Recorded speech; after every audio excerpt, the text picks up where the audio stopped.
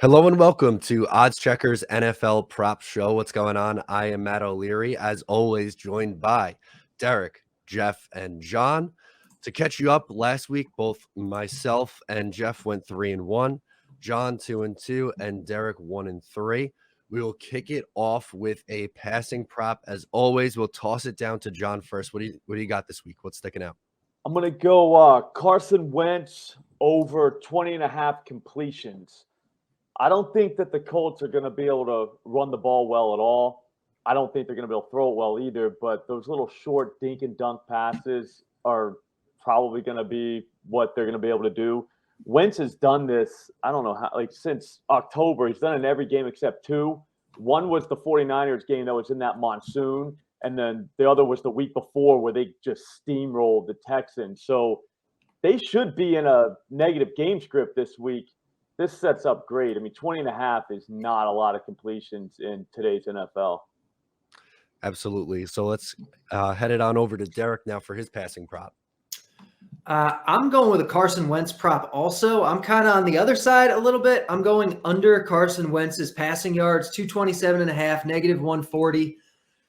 Like John said, this is a tough defense to exploit. Maybe he's going to be dinking and dunking and completing some passes, but I don't think the total yardage is going to be there. He's outside the dome.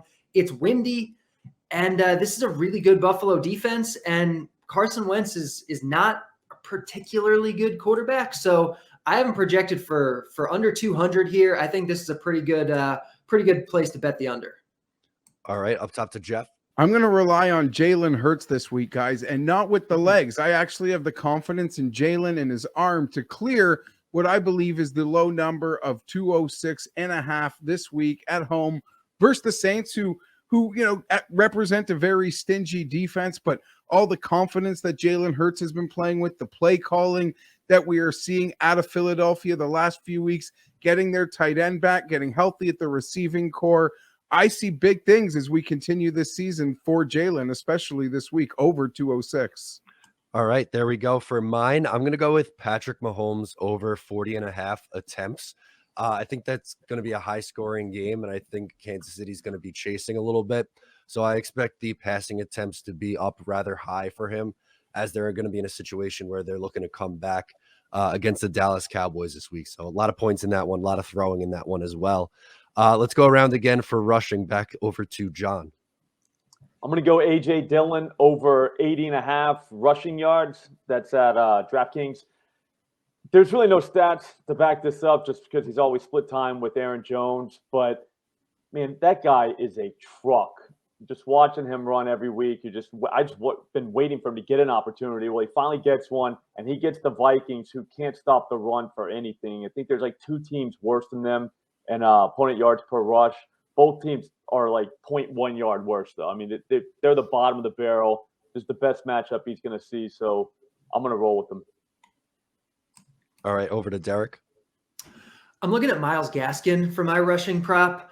Myles Gaskin over 43.5 rushing yards. I have him projected in the mid-70s, and so this is a spot that just seems like one of the best bets of the week. Without Malcolm Brown, he has been the alpha back here. He's been getting 70 to 75% of the team's carry share, and they're facing the Jets. This is a rare game where the Dolphins could actually be playing with a lead, running the ball in the fourth quarter. And so this just seems like a pretty clear over bet for me for Gaskin. All right, there we go. Over to Geoff now. I'm going back to the well that is picking on my beloved Chargers and their decrepit run defense, guys. Najee Harris over 79.5 yards. Sunday Night Football this week.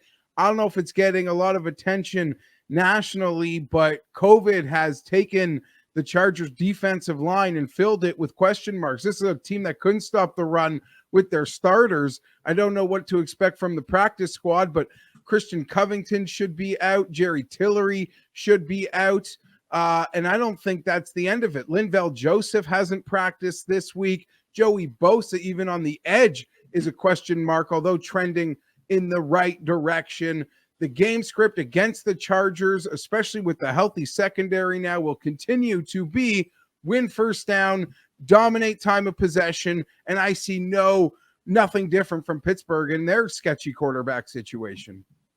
All right. For my rushing prop, I'm actually going to go with one of my guys, Michael Carter, over 48.5 rushing yards. Over the last few weeks, he's really established himself as the lead back. I know, the last few weeks people have had him as their pick. He's hit this number 2 of the last 3 weeks. Miami's roughly middle of the pack against the run. I just think it'll be a situation where the Jets are trying to run the ball a little bit. They're going to Joe Flacco this week to start against Miami, and I think Carter gets his fair share and goes up over 50 in this one. So I feel like that's a good play. We're going to run it back one more time around the wheel. We're going to go to receiving. John, what do you got for us? Let's go Nico Collins, over 26.5 receiving yards.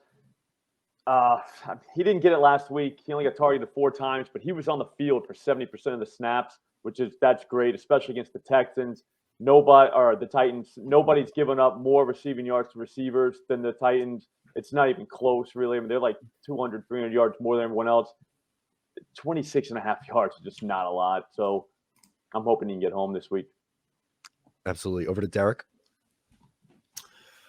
I'm hitting up T. Higgins for my receiver prop. Line is set at 60.5, negative 115. Higgins is, even though Jamar Chase has gotten like all of the press for the Bengals, Higgins has matched him for targets this year, especially in games when all 3 of their big receivers have been healthy. The spot this week is fantastic. They're going into a dome. They're facing a below average defense. And I just think there's some positive regression due for Higgins. The spot is great. The volume is great. I have him projected at 75 yards. And so this looks like a pretty solid over bet to me. There we go. Up top to Jeff.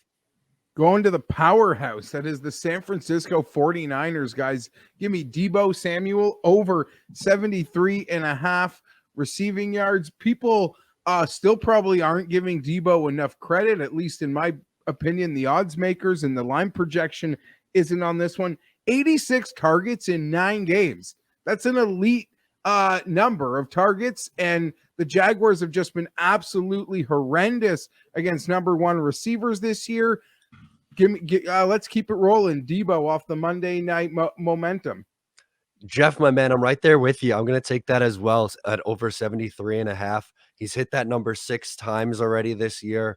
Jacksonville allows the 8th most passing yards against. I just think it's a situation where San Francisco is going to look to come off that momentum last week, continue to get back on track here. And Deebo's been their best weapon on offense. I think he feeds Deebo the ball this week. So I'm with you at over 73.5. Bonus round. John, what do we got? Let's go Deandre Carter, over 25.5 receiving yards. He's done this in each of the last 2 weeks. He's kind of just came on in each of the last 2 weeks. But Heineke's looking for him.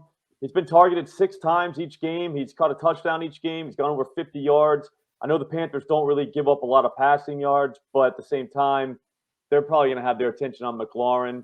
This could happen in 1 catch, so I'm just going to hope for that he catches 2 balls and gets over the 25.5. All right, there we go, Derek. I'm going with the other side of my previous pick T. Higgins. This time I'm going with Hunter Renfrow. Same game. I like this game environment. It's in the dome. Since Henry Ruggs has been out, Renfro's volume has gone up. He's a good receiver. This is a good spot for the Vegas, for Carr. I like the volume that Renfro's getting. I like the efficiency that he should get in the dome. And I have him projected for over 70, and we're getting him here at 56.5, negative 114. So I like Renfrow quite a bit. All right, there we go. Jeff, what do we got?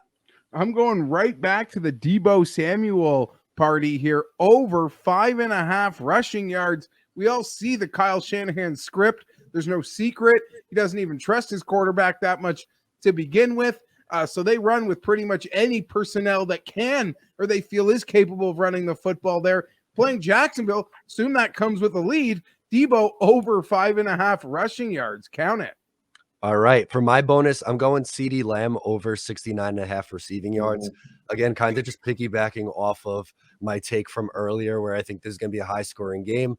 I think Dallas is going to be able to throw the ball against this Kansas City team. And to me, when you look at this receiver room, yeah, they're deep and they, are able to spread the ball around a little bit, but I think this is a good spot for CeeDee Lamb to go off here. So I'll take him over 69.5.